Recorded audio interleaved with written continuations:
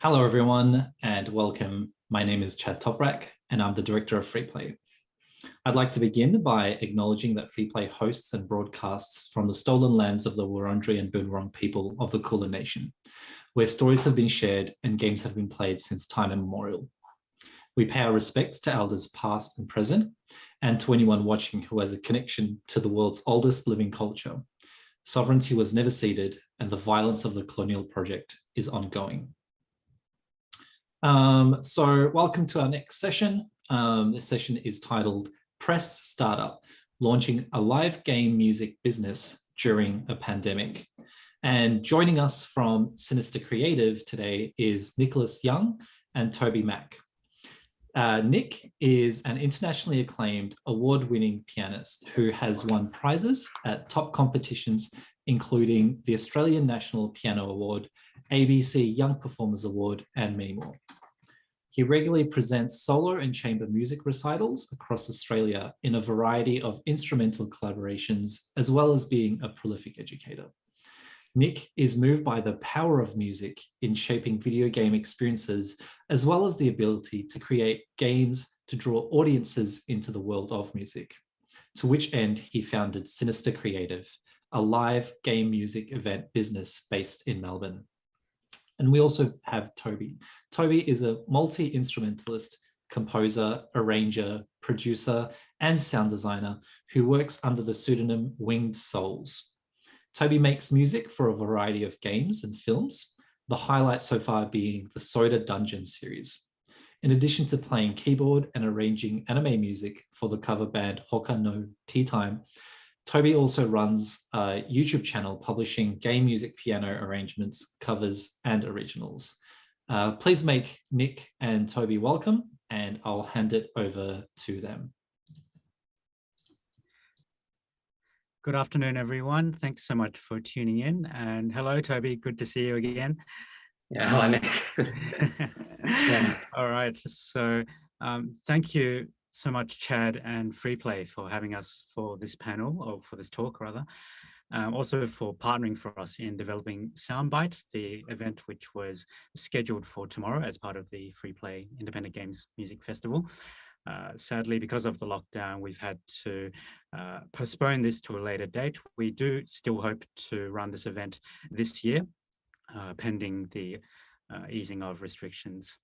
I believe we're going to run this talk a little bit like a bit of a Q&A, and Toby and I will treat it like a bit of a chat as well, just to as a bit of a reflection on the process so far. So I'll hand over to Toby to start us off. Yeah, thanks for coming, everyone. Thanks again to Chad and Freeplay for having us for this panel. Sorry that it's changed a lot due to the ongoing and very stressful situation that we've gone through. Yeah, as an events business, Sinister is in an industry which is highly affected by this pandemic. So we were going to use this panel to talk about our experience and pass on what we've learned through this frankly pretty harrowing period. Because yes, as we mentioned before, Sound BYTE was a concert which was supposed to happen as part of Freeplay tomorrow. And now, 2 weeks before tomorrow, Melbourne was plunged into yet another hard lockdown. So that's kind of one of the most devastating blows that you can really deal to an event, because now it's all up in the air. Now we have no idea when it's going to run. So that's had a big effect on our team. So we thought it would be a good case study to discuss, so we could pass on like what we've learned about working in a team, working in a business like this during a time like this. And today, I believe we also have Starling or Yuling in our YouTube chat, who was the artistic director and producer for this event. So yeah, she is also there. So thanks for coming. And yeah. So we're going to start off. Yeah, if anyone has any questions, please type them in the YouTube chat and we will get to them at the end of the panel. So yeah, we're going to start off by just, because Nick here is our founder of Sinister. So we're going to start off by giving a brief introduction to what Sinister is and what it was supposed to be, what the vision was for that was. So Nick, what led you to form Sinister? and how did you meet each of us in the team? Thanks, Toby. So Sinister Creative is very much a collective formed around the two ideas or the two topics of games and music. So this is a bit of a setup for, I guess, a group and a community of like-minded, passionate musicians and also gamers who enjoy these two things. This company or this collective has formed out of a bit of an extension of a few concerts that I've done in the past few years, organizing concerts that were based around video game music. Things like Final Fantasy and Zelda, Final Fantasy having been a big part of my upbringing, and the music especially from Final Fantasy VII in particular. So a couple of the projects that went on before Sinister formed included things like a Final Fantasy VII 20th anniversary celebration, which I did with the consoles. I'll pull up a quick little photo here.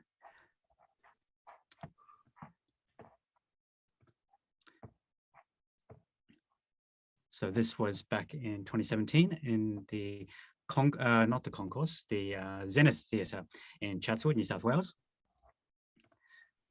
This was followed in 2018 by a Zelda orchestral showcase, which featured Ryan Williams, a wonderful recorder player, now ocarina expert. And Ryan is also one of our team members. So now this was in the concourse in Chatswood. A close-up of Ryan Williams on the ocarina.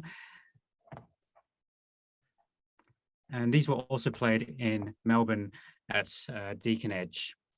So these were some initial projects just to kind of test the waters, see how the interest was in live game music, and the feedback was very positive. I took a hiatus in 2019 to kind of finish off other things, among PhD, among other things.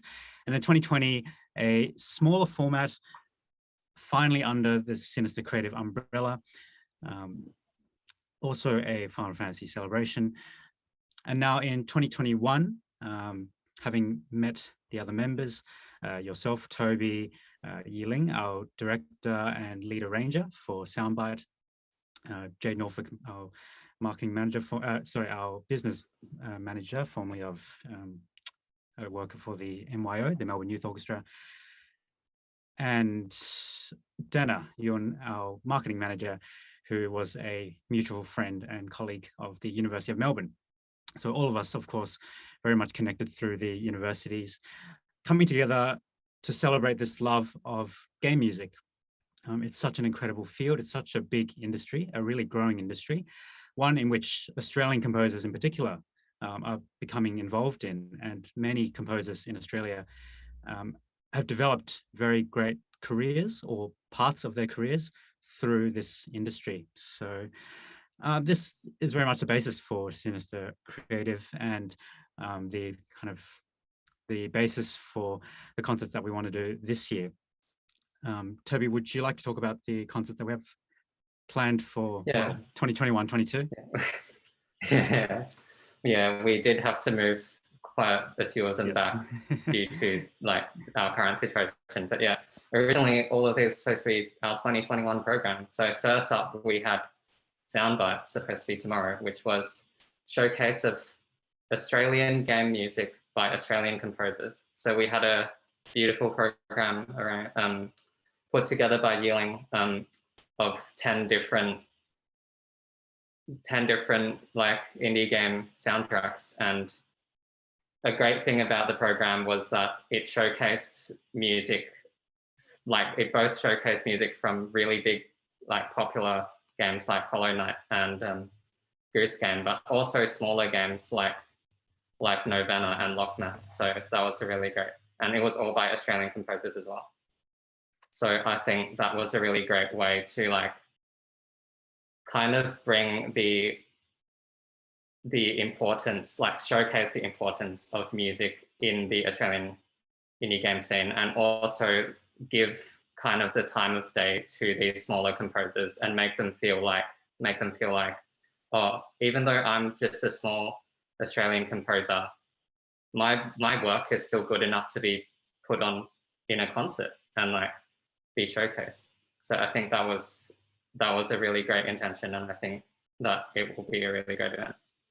And then next up, we have internally a concert we're calling the Poke concert, which I think may be a bit self-explanatory. That was going to be a celebration of Pokemon's 25th anniversary. It was going to be a bit larger scale than Sound BYTE, and it was going to go through all the generations and regions and showcase like the best music of each region. And lastly, we had Zelda x Pico. So Pico is the artist name of Dana, who is our marketing manager, and she's a talented singer-songwriter. And she was going to collaborate, or she will collaborate rather, with Ryan Williams, our recorder player, in order to put a fresh spin on the soundtracks to the Zelda series by mashing them up with her original songs. So I think that'll be a really great and interesting event.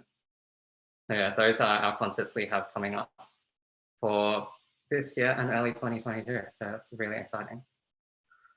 But yes, as I said before, this program's been pushed back due to the effect of COVID, and COVID's been around for over a year now. It's been really long, I feel like. And yeah, last year at the start of 2020, I believe that Nick, you ran a concert as part of Sinister called the Final Fantasy Piano Party. Is that correct? Yeah, that's right. So Final Fantasy Piano Party, just a collab of piano, acoustic piano and synths that I ran with Zorsi of the Consoles. And this was just before the lockdown. So already things were kind of brewing in the background. And then, as we all know, March and April was when it hit. We had the first wave of lockdown, followed by the even more brutal second wave in July. And roughly around August and September was when some of the thought and planning was just starting to formulate for Sinister and what Sinister was going to be about, what it was going to offer for those of us in the core team, and also what it was going to offer for the audience out in Melbourne and in future across Australia. So by the beginning of 21, we'd formed the core team and planned these three concerts: Sound BYTE, Poke Concert, and Zelda x Pico. And we had at the back of our minds that, you know, while the worst of the lockdowns had been behind us, there was a moment of consideration for what would happen during, you know, in the event of another lockdown. Everything that seemed to happen in February and March were very small, kind of little outbreaks, we call it outbreaks, that were handled fairly quickly. So that gave, I think, us as musicians and event planners a bit of maybe mistaken confidence that it was going to be okay by the time July came around. You know, there might still be a couple of things that come up, but we had contingencies in place. So all the procedures and all the considerations to handle safety and sanitation at the event itself. The one thing that we didn't have any particular, specific plans or actions for was a hard lockdown, because in a hard lockdown, there's not a lot that you can do. And, you know, lo and behold, that's what actually happened. And in the exact worst case scenario possible timing. And so 2 weeks ago, we just had to very immediately make the decision that it couldn't go ahead. I think I guess 2 weeks ago was still a little bit up in the air in terms of whether it was going to be a 7-day lockdown or a 14-day lockdown. Personally speaking, I think the thought was always like it was going to be a tough one to pull off, even if it was going to be 7 days. Anyway, so we look ahead now to Plan B, which is the postpone and reschedule. So, of course, hopefully that's going to be what we end up with. I guess for myself, as someone who's gone through quite a few different events and having to cancel quite a few things last year, this was I guess a matter of fact and very much just part of the procedure for myself disappointing, of course, and no less disappointing that we couldn't do it tomorrow as we'd originally planned. But it's something which I'm of the sort, and perhaps as a musician, I'm of the sort who's just thinking immediately, okay, what's the when can we do it next, and we work from there. Yeah. Of course, I'm the rest of the team is quite disappointed as well. And Toby, maybe you could share a few thoughts on how you felt about it. Yeah, I think the rest of the team was very disappointed, and yeah, I personally, in regards to this lockdown that's just happened, I was pretty stressed because I've never, I think a lot of us in the team have never actually worked in events before you kind of recruited us to Sinister at the start of this year. And yeah, so we've never really been we've all come from either studying or working in different industries where working from home was more of a thing. So it was kind of potentially not as bad. But I personally have gone from not really worrying that much about the effects of a lockdown to every day, first thing when I get up, I go on coronavirus down under Reddit to check what the latest news on the presser was. And then how my day goes really or kind of depends on that, because then I worry about I totally feel for you guys, and I'm so sorry that this was kind of the outcome of this kind of first project that we've worked on and grouped together to kind of build up. I think that maybe some of the team members who were more experienced in events potentially had to deal with stuff like this in the past, but for a lot of us who it was the first time running events for, we haven't really had this experience before. So to put a lot of ourselves into an event and then have this happen is kind of, it kind of hits us hard, right?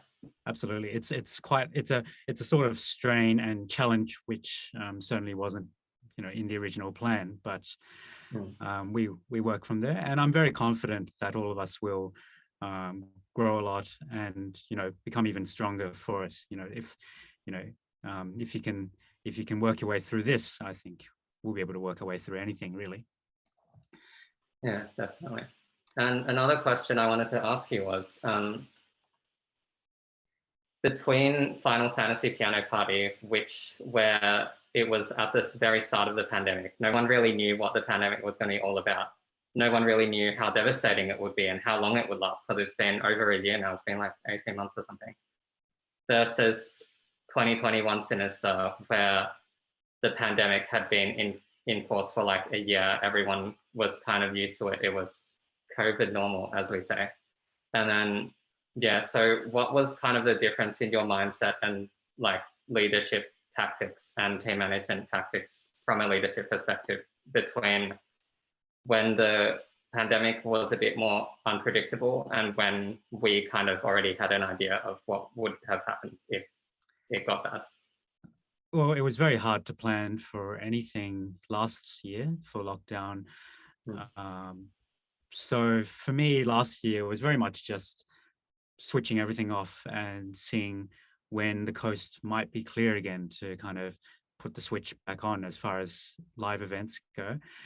And then this year again, in light of what's just happened, it's almost like, oh well, we have to take a step back again, and the threat of another hard lockdown is still very real and will continue to be so, I think, until a bit more substantial rollout of the vaccination. So that's just part of the reality of things. I think having gone through those last few months, it's just become part of the everyday life. And so with everything that we plan, that always has to be taken into consideration. As far as the planning of the event itself, I'd say there isn't a great deal of difference in how the event itself will be approached. We still very much go about all the artistic ideas that we want, and the artistic ideas that Yiling was very passionate and keen on having, such as live booths to promote the some of the local Aussie developed indie games that have was a great idea. Been in the works, and just live performance, just plain and simple, just having a live audience to enjoy and to share in this, wonderful moment of being face to face. And, if COVID safety means that we have to just hold off a little bit to be able to savor that moment, then I think, I think every painful moment waiting is, still going to be worth it in the end. Yeah, definitely. I think it'll definitely be worth it at the end, especially as we get that vaccine rolled out and life can slowly go back to normal. It'll be a very sweet moment when we manage to put it on, but for the moment, definitely we're still having to work our way through the letdown and the deflation and the disappointment. Yeah, definitely. So I think today, something I forgot to mention at the start was that we're actually going to have a little special acoustic preview of SOUNDBYTE for you. And we're going to use those to kind of break up the panel. So right now, I think would be a good time to go to the first of this, which is a solo arrangement of some of the themes from Windbound. Windbound is a game which is it's developed, who is it by? I don't remember who it was developed by, but it's about someone who sails between islands and then discovers a lot of mysterious things. Yes, that was a very convincing explanation. But yeah, the music is by Xander Hume, and this is a solo piano arrangement I made of our original suite, which was going to be featured in SOUNDBYTE. So if we can go to that.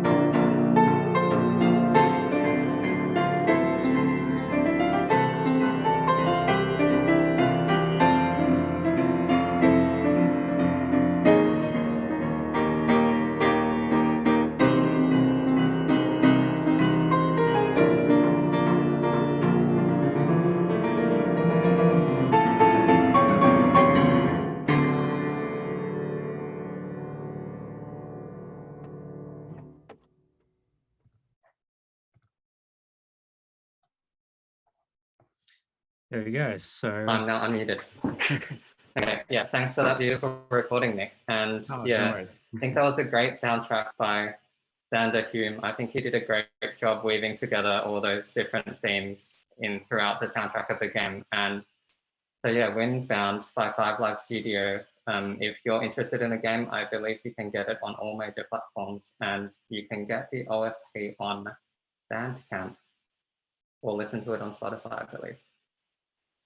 So yeah, now we're gonna go talk about Sound BYTE, which was our concert, which that was a preview of, which, yeah, it was supposed to be run tomorrow, but again, the worst possible case scenario of a snap lockdown hitting 2 weeks before the concert has caused us to have to postpone it. So I think there's a lot we can learn by reflecting on this event, this situation, and how we feel about it. So Nick, how do you think the impact of the lockdown has affected the Sinister Creative team, both practically and like mentally? Because mental health is, I think a lot of us have been highly affected by this situation regarding, yeah. Oh, definitely. Well, it's been a very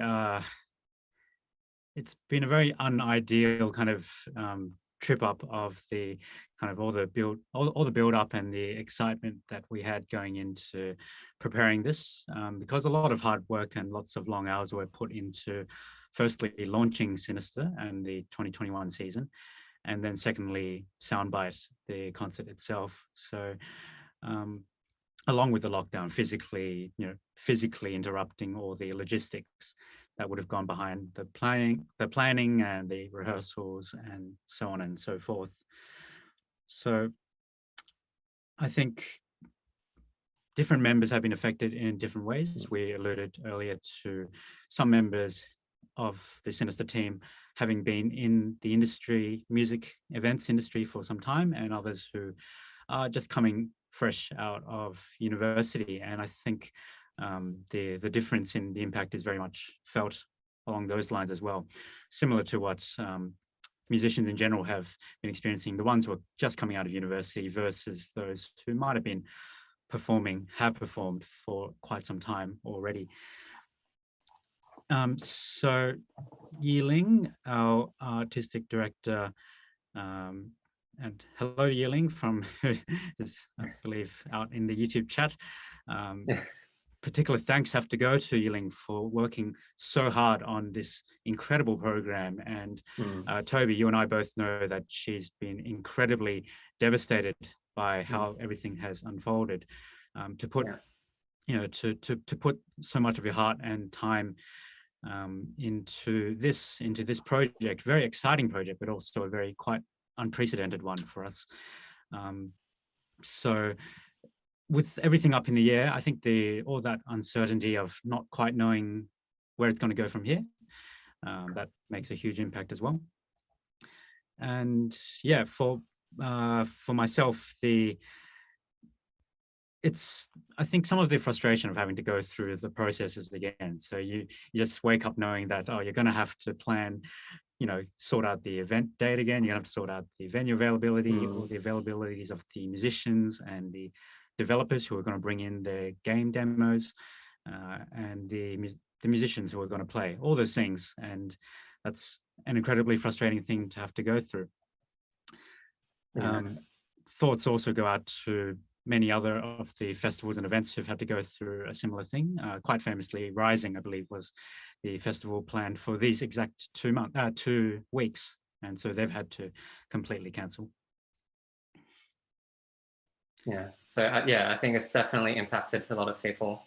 Yeah, Yiling as well was especially one of those people who actually had not worked in events before, and for her to step up and to artistic direct and produce this event, which is a very big job that's like the definition of being thrown right into the deep end, right? So yeah, for her to have the event cancelled on her, or not cancelled, but rather postponed on her, because it's definitely, yeah, we're aiming to not cancel. So we're very definitely aiming. I mean, for because of all this work that has been put in from you guys, I very committed to this event happening. It will happen because we've done the hard work. So yeah.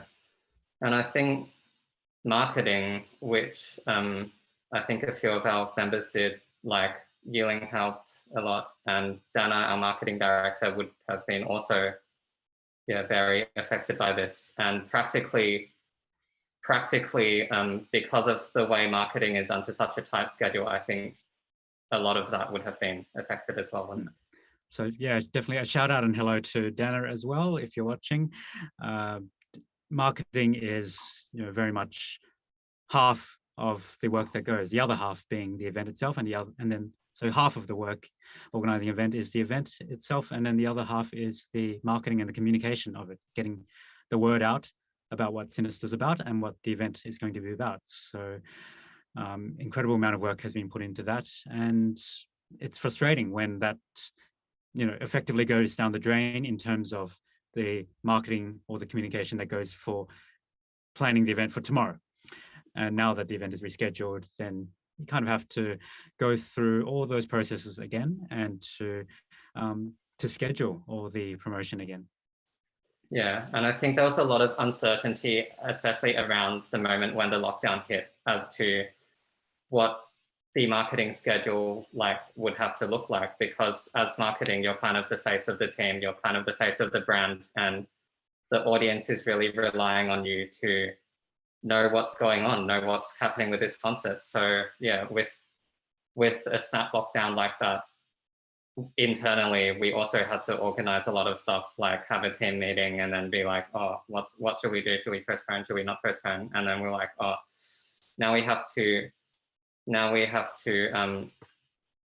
go organize this with the venue, see if they can postpone. And then during that whole time, marketing is like, oh, it's kind of hard to do anything or communicate anything because it's all up in the air. We don't know yet. So like that kind of delay would also be really stressful, I think.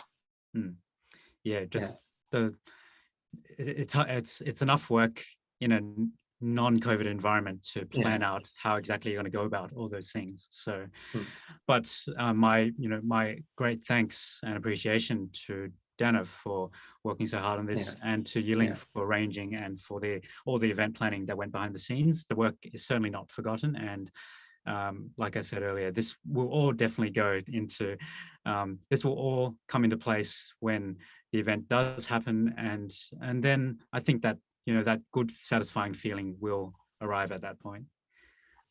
Yeah, definitely.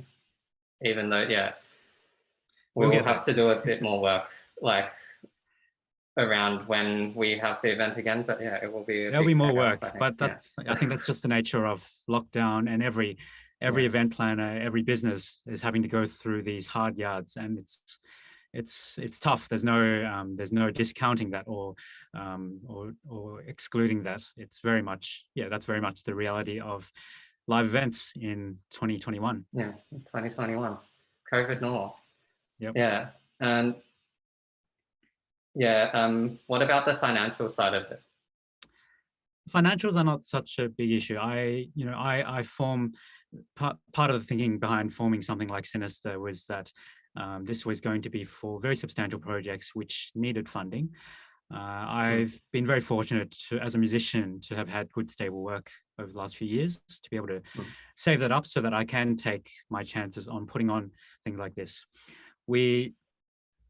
Postponing an event often involves certain overheads and costs that have to be absorbed as part of what couldn't take place tomorrow.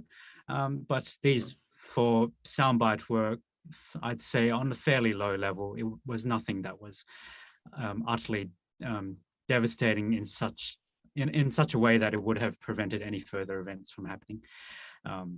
No one likes to lose money. No one likes to make a loss out of a postponement or a cancellation, but founders and event planners always go in prepared, and any funding that is raised through third parties, these sorts of conversations are also had and often form part of the conversation, especially in COVID normal.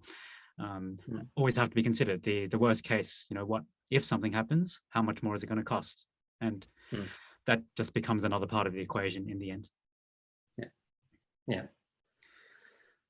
definitely, yeah, puts a lot more pressure on everyone, and especially, yeah, financial aspect of it as well. I think it'd be So great I for us to think, talk a yeah. little bit about the kind of the team build up, how we've delegated roles as well. But we might we'll go to the second video first, and then we can talk about some of the strategies. Yeah. Our second video is another track from an Australian indie game by an Australian composer, and this time our composer is actually Yiling or Starling, who composed a Celtic-inspired folk track for a game called Loch Ness, which I believe is a puzzle game developed by Ilurix. I don't know if I can pronounce that right. So this is a duo performance that she and I recorded of the main theme from that game.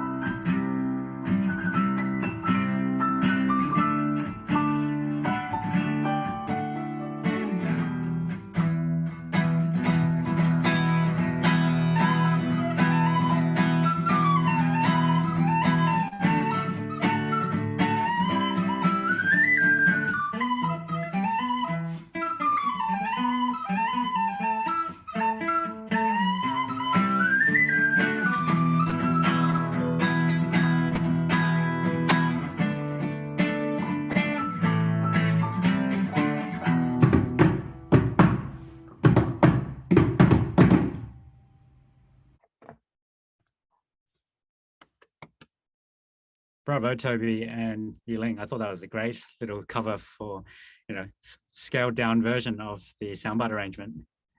yeah. Thanks a lot to Yiling for the great track. It was a great fun. It was like a great time, really fun to play along to as well. So yeah, you can get Loch Ness on Steam, I believe, and you can hear that track on her YouTube, Starling Over. So now we're going to talk about some strategies that we had to use in order to get ourselves through this difficult time. And firstly, I want to mention that due to the small size of the startup, I think because we're only 6 people, or we have 6 core members, that means that a lot of the members have to wear a lot of hats and adapt to a lot of new situations. So Nick, do you think that this has been the case at Sinister? And do you think that you've had to do anything like specific, or did you have any specific strategies to like make sure team members didn't feel that much pressure, or that they were able to cope with that, especially in a world environment where there's always that looming threat of the lockdown and having to adapt to new stuff already at any time? Yeah, definitely good points. Yeah, it's I think a lot of game devs or musicians who are watching the panel can relate to the idea of having to put on many hats as a whether you're working solo or even in a small group, because even 3 or 4 people have to try and do the job of effectively something that's usually done by a large organization of many employees. You might have 20 to 50 different people who each can form little teams to work on things. Or so a part of the interesting development behind Sinister Creative has been to kind of navigate firstly, what kind of roles were necessary, and secondly, who was best, who was most interested and most equipped to do it, or was most keen to pick up some of the skills that in order to be able to do those tasks, things like arrangement of the music, production of the event production, managing the even things like managing the website or managing the promotion, the assets for promotion, who was going to play, the musicians who were going to be involved, and who was going to be involved with the kind of the longer term planning of how Sinister was going to develop between each particular event. So, and these are very much still things, works in progress for this, very young startup of ours. And each, all 6 of us are still finding our groove, which things we most enjoy doing, which things we're most efficient at doing. And the two are, interestingly, the two are not always necessarily the same. So you might have a situation where someone's very, very good at doing something, but doesn't necessarily like doing it, isn't happiest at doing that particular job. Mm-hmm. And yet they're really, really good at doing it. So then having to find that, that right balance so that everyone in the team is doing their bit, but also happy doing what they're doing and contributing in the way that kind of fulfills them and gives them that artistic satisfaction and work satisfaction.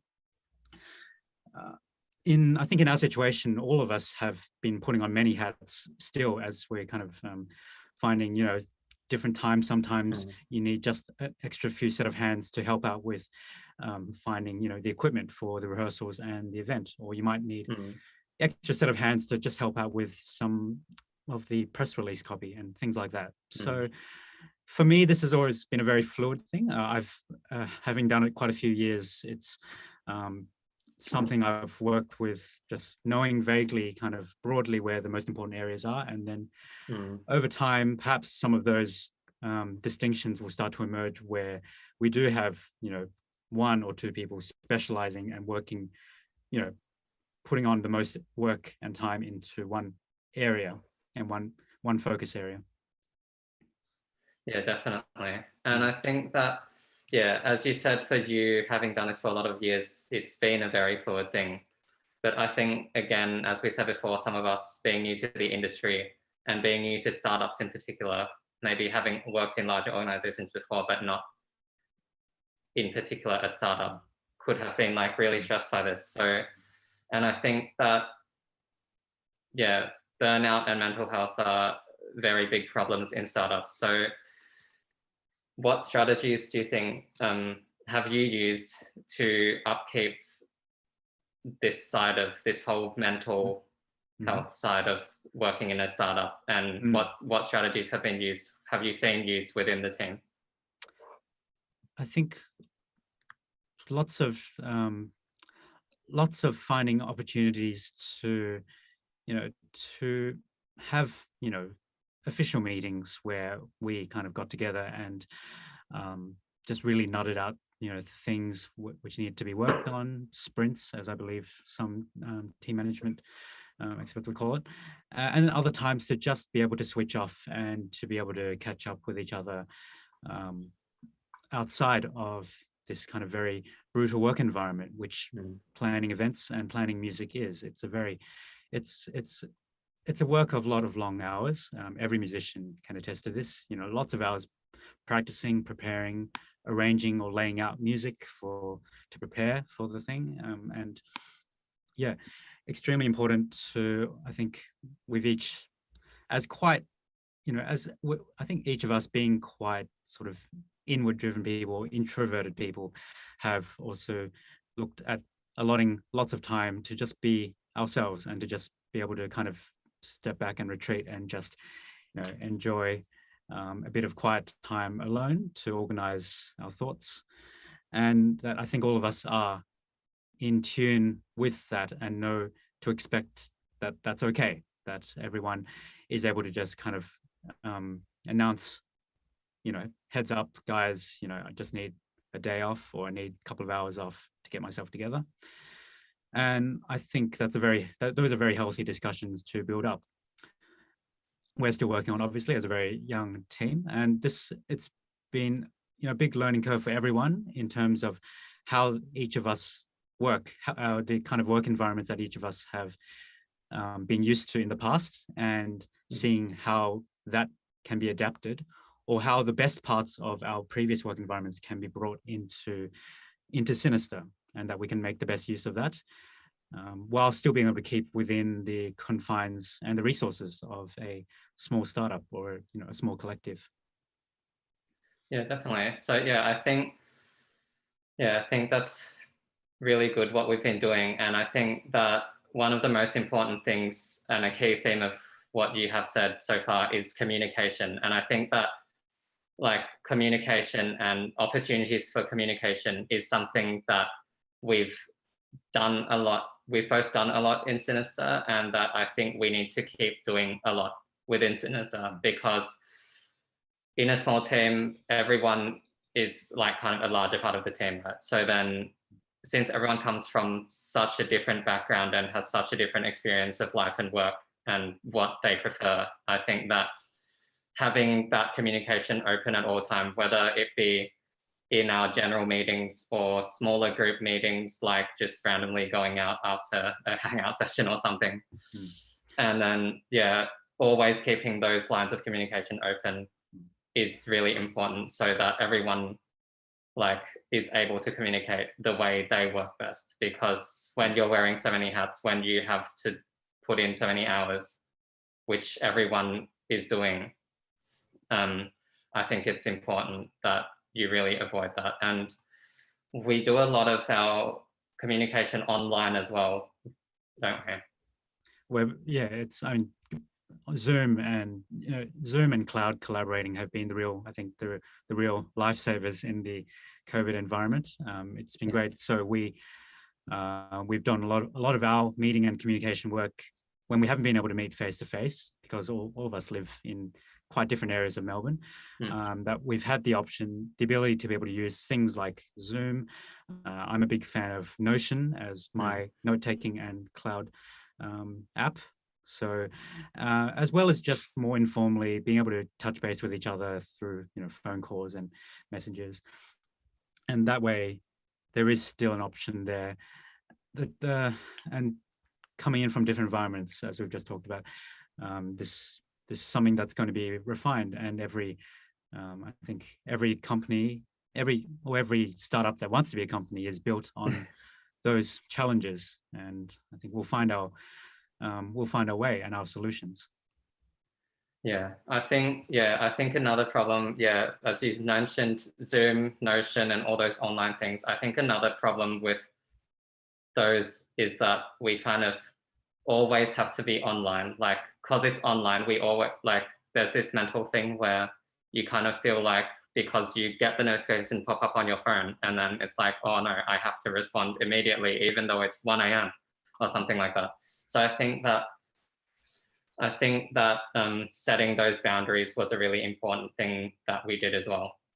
Yeah, and through online communication, I think that it was also important that we always like kept a tab on our team morale and how everybody was feeling, because of this whole always online culture and the pressure to like immediately respond, it made it more important to provide like regular messages of encouragement throughout all of our online and offline communications, and also check in with each other personally via DM and one-on-one calls to just talk about how we're feeling about stuff.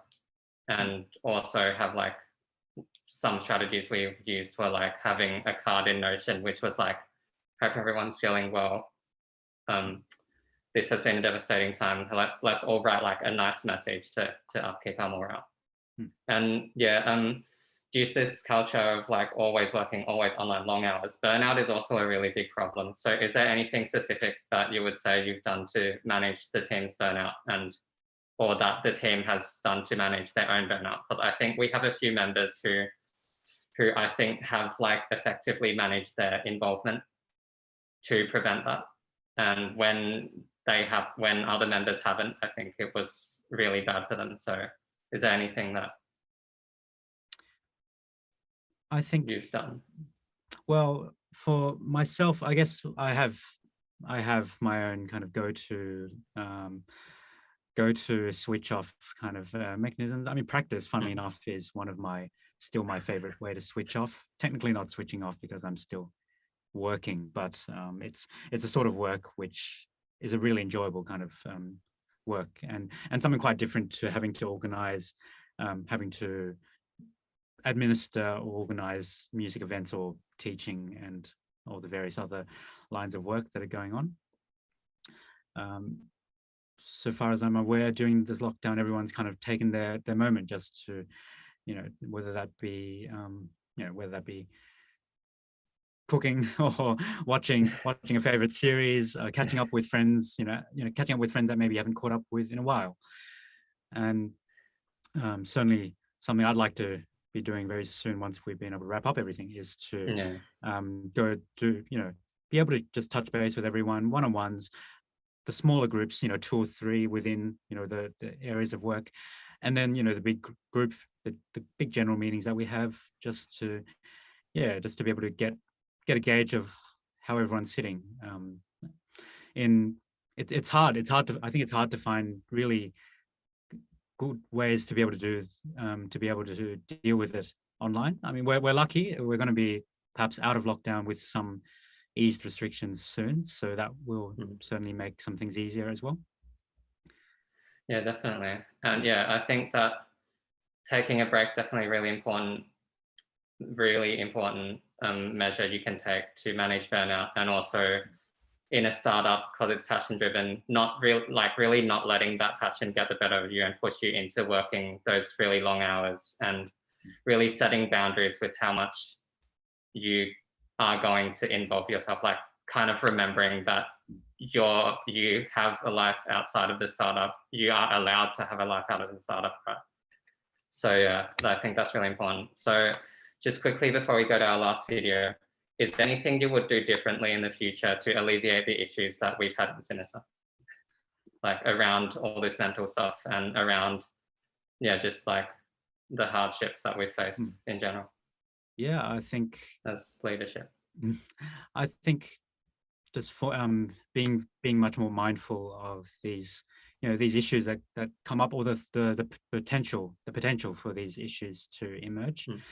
And then to be able to action on them in some meaningful way, whether that be just checking in on, on each colleague, or being able to kind of, ask each member, to keep that in mind, and to be able to kind of to chat with each other just to see how things are going.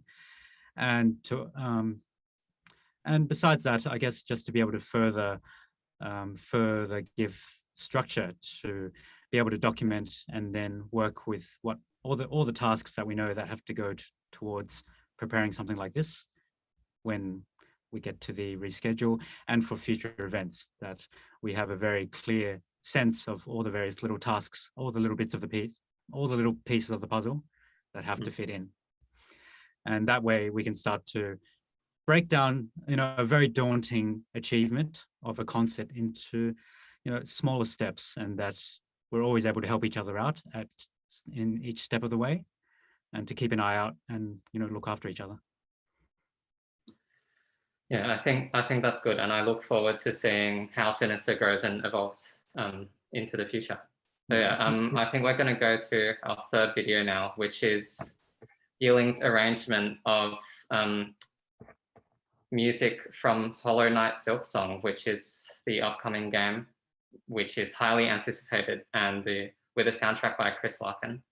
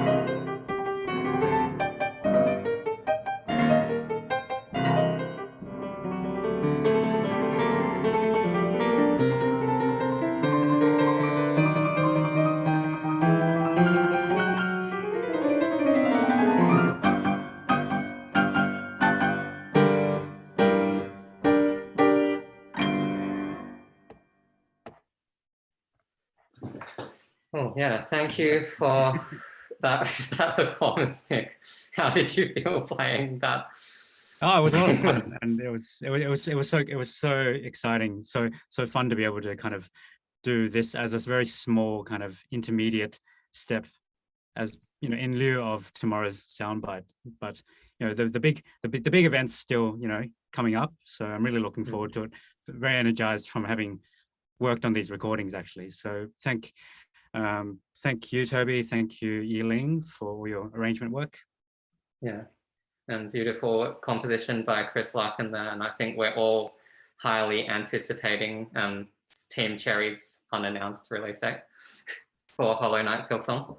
So yeah, I think today we're just going to wrap up the panel about now. I think we've gone a bit over, but that's fine. So yeah, today I think we've learned about the importance of communication in working in a startup and in managing burnout and managing our mental health during such a uncertain and harrowing period of our lives, of our working lives, and to be honest, of like global history, right?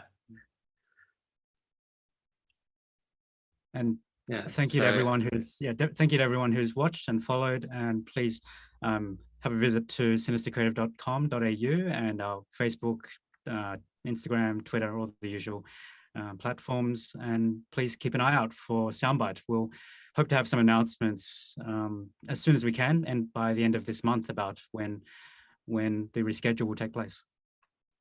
Yeah, thank you everyone, and hope you enjoy the rest of your free play.